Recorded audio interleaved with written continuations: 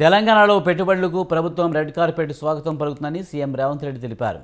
న్యూజెర్సీలో Indian overseas కాంగ్రెస్లో పాల్గొన్న CM తెలంగాణకు పెట్టుబడులు తీసుకొచ్చేందుకు ఎన్ఆర్ఐలు సహకరించాలని కోరారు. పెట్టుబడుల సాధన కోసం తన అమెరికా పర్యటన అన్న సీఎం తెలంగాణలో పెట్టుబడులు పెట్టాలని ఎన్ఆర్ఐలకు పిలుపునిచ్చారు. ప్రవాస భారతీయులకు తెలంగాణ సహకారం ఉంటుందని హామీ ఇచ్చారు. హైదరాబాద్లో పెట్టుబడుల అవకాశాలను వివరించిన సీఎం ఇతర రాష్ట్రాలతో కాదు ప్రపంచంతోనే తెలంగాణ పోటీ పడుతుందన్నారు. ఇదే క్రమంలో గత బీఆర్ఎస్ పాలనపైన విమర్శలు గుప్పించారు సీఎం రేవంత్. గత సర్కారు పాలనలో తెలంగాణ దోపిడీ జరిగిందన్న రేవంత్ బీఆర్ఎస్ 10 ఏళ్ల పాలనలో 100 ఏళ్ల విధ్వంసం జరిగిందని విమర్శించారు. తెలంగాణ ప్రజలు మార్పు కోరుకున్నారు కాబట్టే కాంగ్రెస్ను గెలిపించారన్నారు. బీఆర్ఎస్ వాటమితో తెలంగాణకు స్వేచ్ఛ లభించిందన్నారు. కాంగ్రెస్ విజయంలో ఎన్ఆర్ఐల పాత్ర ఉందని సీఎం రేవంత్ చెప్పారు.